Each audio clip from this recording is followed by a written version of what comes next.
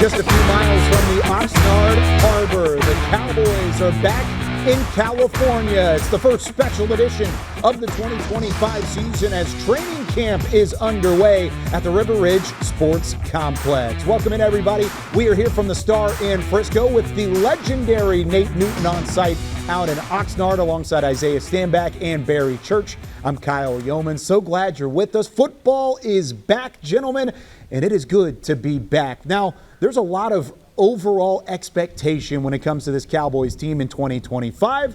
Let's start by the highest of expectations, and it comes from Tyler Smith. Realistic goal, because we can win the Super Bowl. Like, why not? Why can't we win? Do you think it's unrealistic? You think the roster is in place to do that? I think it is in place to do that, yes, sir. You think guys have a little chip on their shoulder, especially guys who were part of last year's team? I mean, we absolutely do. I mean, last year's campaign is obviously not at all how we wanted it to go. You know, a lot of unfortunate things happened, but ultimately this year is a new opportunity, and we're going to attack it the way we need to attack it. And like I said, the goal remains the same. Like, we want to be world champions, like, and that's where we're at. Love to see the confidence from the offensive line. Confident offensive linemen are nothing new to Special Edition. Nate, you were once a confident offensive lineman. What do you think about Tyler Smith's expectations, and what are your expectations? I think Tyler Smith should believe the way they believe. I believe bringing in George Pickens, your first-round pick, Tyler Booker. Confidence should be how you address some needs that need to be handled. But for me, until I see this team getting some pads, until I see them go after the Rams, until I see what the preseason bring, because you have to bond. You always have to gel. And how quick would that be with Dak coming off this injury that he had, a terrifying rip off his hamstring? So my expectations are mid to low, and I just hope these guys can believe in themselves. Yeah, for me, Kyle, I love the confidence of what Tyler Smith is saying out there. I mean, you always want to have a confidence, especially in the offensive line. But for me, the expectations rely fully on the health of this team. If this team can remain healthy, and that's a huge ask, seeing as though a lot of these players have gone down in the past couple of years. But if they can remain healthy, I believe they're too explosive offensively not to be just a 10-win team. They got a chance to win a division, in my opinion. Then you bring Matt Eberflus along as well, who's going to get this defense right. So if this team can remain healthy, I see it at the very minimum, a 10-win team. Ooh, 10 wins on that thing. Okay, I'm with you, BC. But my expectation is this. I think that these guys should have the mentality that Tyler Smith has. I agree with you, Nate Newton, on that regard.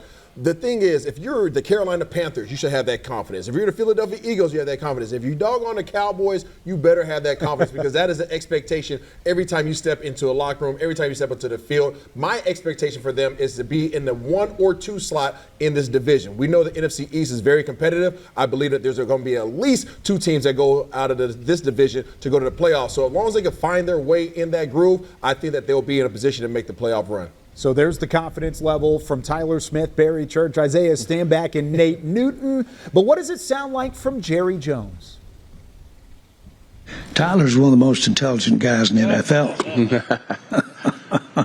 And if he's thinking that way, I'll go right along with him. But I think that we've addressed many areas that bit us.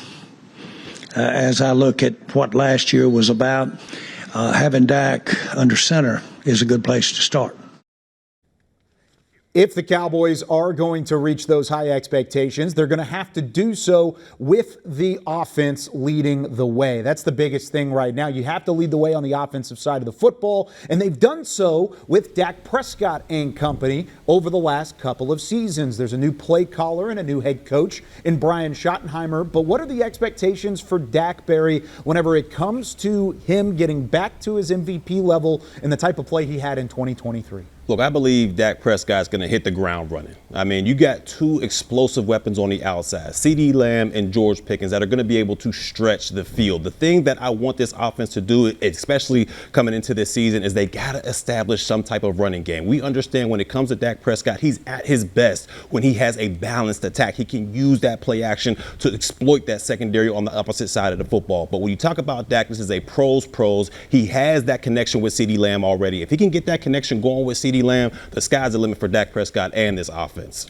You said it right there, BC. It's all about the run game. Anytime Dak Prescott has an effective and an efficient running game, he is one of the most dangerous passers in this game. We know that he can sit behind their protected line, or what we call now the Great Wall of Tyler, because the 3 first-round Tylers on the front line, and throw the rock around. We know about George Pickens. We know about CeeDee Lamb. We know about Jake Ferguson. We know these guys can get the rock out and get it in these playmakers' hands. But can they run the ball effectively every single time? And I believe that with the addition of the assistant coaches on the offensive line front, that being their specialty, I believe that along with the draft picks that you have and the guys that you have on the front line, they are going to be very effective. Whether that's Williams running the ball, Sanders running the ball, or Barry Church running the ball, it doesn't matter. I think there's going to be an effective running game, and I think there's going to be a lot of splash plays which are going to allow for play action, and that is what Dak does best. Don't sleep on Barry Church running the ball. I got the moves. Don't sleep on it. Don't sleep on it. Nate, what do you think?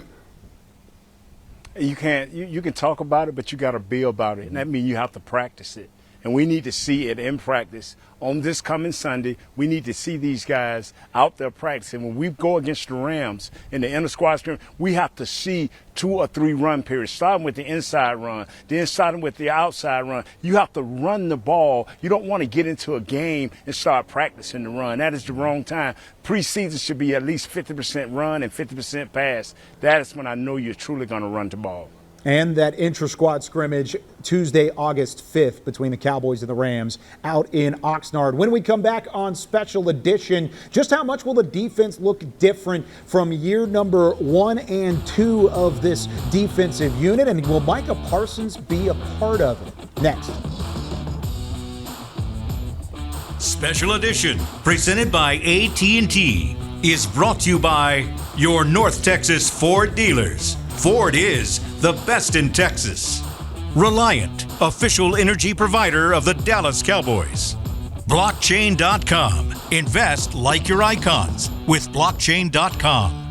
And by AT&T, official sponsor of the Dallas Cowboys.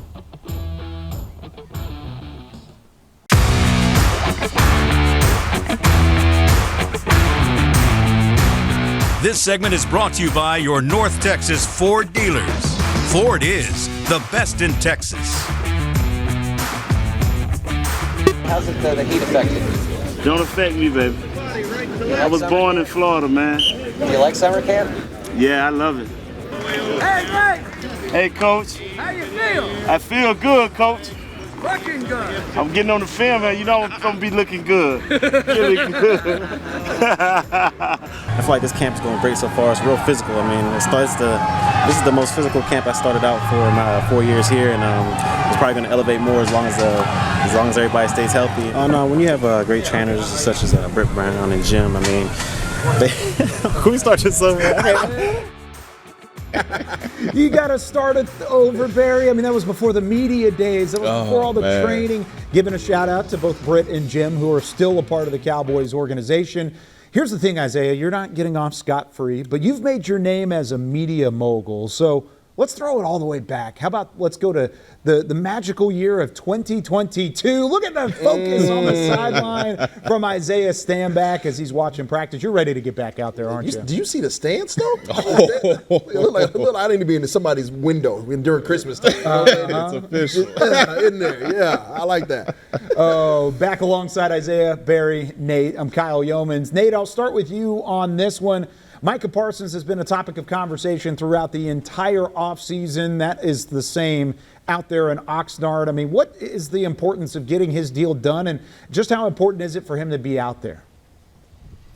From what Mr. Jones says, it's not that important, and it's not a must-do thing at this point because he's under contract for, I think, a little bit over $24 million. So what I think they want to see is him being here, being a leader. He's running out on the field with the team. He's stretching with the team. He's doing things with the team. He's helping periodically in certain situations. So I think they just want to see that from him. They want to, you hear a lot of things what this kid ain't and how selfish he may be, but I'm thinking he's trying to make a change for the betterment of the team because, Shotty asked for them to love on each other a little bit more. The contract will get done. Mr. Jones, if he wants somebody, Barry, he will get him.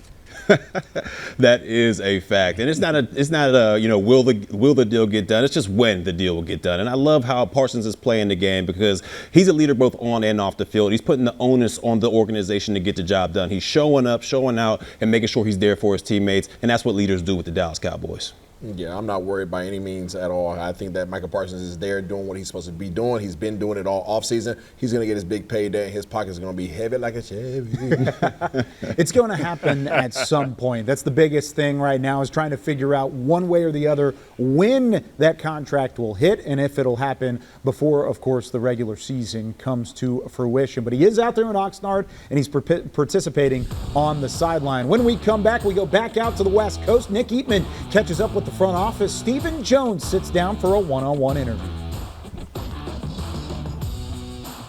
This segment was brought to you by your North Texas Ford dealers. Ford is the best in Texas.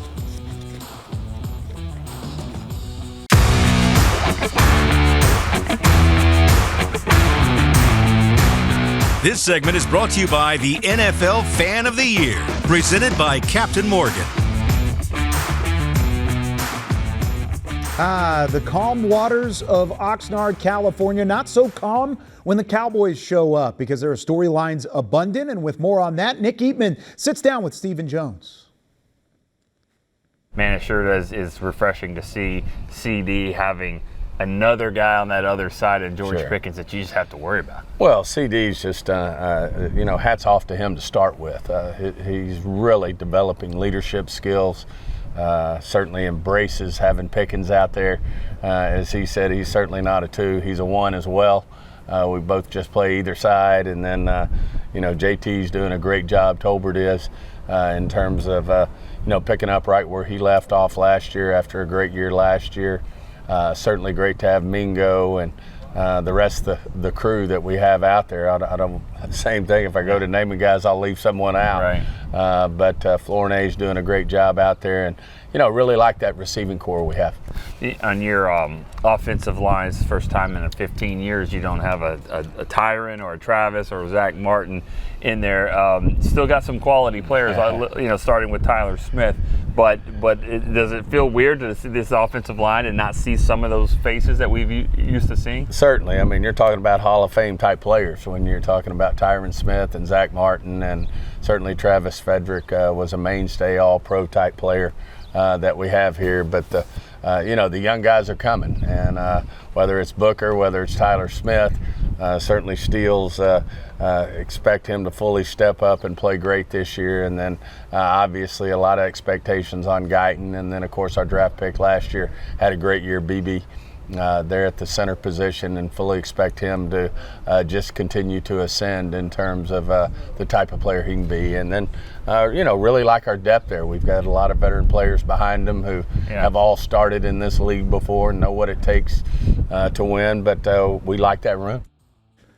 With more of the one-on-one conversation, go online to DallasCowboys.com. Whose spot is up for grabs? We're talking position battles when we come back.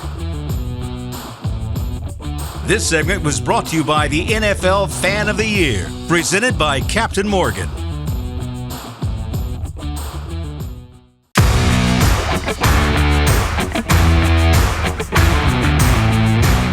This segment is brought to you by Salvation Army, doing the most good. Welcome back to Special Edition. Isaiah Stanback, Barry Church, and Nate Newton. I'm Kyle Youmans. Nate, you're out there in Oxnard having conversations with guys like Tyler Guyton, who are in the middle of a position battle, he specifically at left tackle. What were you saying to Guyton there, and is that the type of position battle you're looking out for? Yes, because I think him and Austin Richards is into a battle with outside with Austin Richards from the outside looking in at Terrence Steele. I'm thinking Austin Richards can play both of those positions, so I hope they give him a chance. But back to Tyler Guyton, he walked up to me during practice and said, "Hey, I heard what you said on your podcast," and he said, "Man, a lot of that is true. I played. I didn't take guys around the horn and run them around the horn. They got me on the inside a little bit, and after a while, I started to lose confidence. And he asked me, to stay with him after practice, and I told him I don't have to do that. And I gave him a quick 30-second to a minute overview of what he's doing wrong. wrong, and I just tell him it's all mental up here. You have the athletic ability, you have the skills, but now you have to see yourself do it, and you have to come out on this field and work on it every day. And he still grabbed me and said, hey, man, I still want you to work with me. I say, I'm free to do it, my friend, because I'm out here for the betterment of the Cowboys, because y'all know I'm a homer, Isaiah. I know. Yeah, the trenches are extremely important, exactly with the team or the unit that I'm talking about, and that's the running back room. I mean, who's going to take over this running back room? I mean, you got 4 cats out there. You got Javonte Williams, Alfred Blue, Miles Sanders, and you can't forget about Club 42 member Deuce Vaughn. But I don't want to hear nothing about running back by committee. We're going to use this guy in the passing attack. We're going to use this guy in between the tackles. I need a bell cow back there. Who's going to take it over? We talked about it in the earlier segments. This offense is best when it's balanced. We need somebody to go ahead and take control of that running back. And just for clarification, you mean Jaden Blue. Jaden Blue. I'm sorry. Running back. Jaden Blue. That's okay. Alfred Blue played for a long time, and he played the same position. Isaiah, what are some of the position battles you're looking at? It's okay. Barry said bell cow. He probably going to get a calf out of there. But either way, it's going to work. I'm going to the defensive end position. We obviously know that the number 1 spot is with Micah Parsons, but who's going to play opposite of him? Who's going to be able to elicit that pressure that you need opposing Micah Parsons? Well, all of a sudden you have your boy Dante Fowler Jr. back, coming about for his season with Washington, and Dan Quinn. He had 10.5 sacks. That's the second most sacks he's had in his career. Then you also went ahead and drafted Donovan Ezeraku. You also have Marshawn Nealon that you've invested in. You also have Sam Williams that's coming back. So you have a whole bunch of guys. You just picked up a James Houston from Detroit, who's also going to be coming into the fold and trying to find his career again. There's a lot of competition for that number 2 spot. What's their rotation look like, and who's going to be able to get to the QB? Well, and all 3 of those guys have had really good starts to camp. Williams, Ezeraku, and, of course, that third name you mentioned there in Marshawn Nealon. When we come back on Special Edition, Oxnard provides a lot of storylines. What are we going to look for this weekend as the football is back? This segment was brought to you by Salvation Army, doing the most good. Closed captioning is brought to you by the Texas Lottery. Play the games of Texas with the Texas Lottery. Play today. And to watch more Dallas Cowboys content on your connected TV, download the Cowboys Now app on Amazon Fire, Roku, and Apple TV.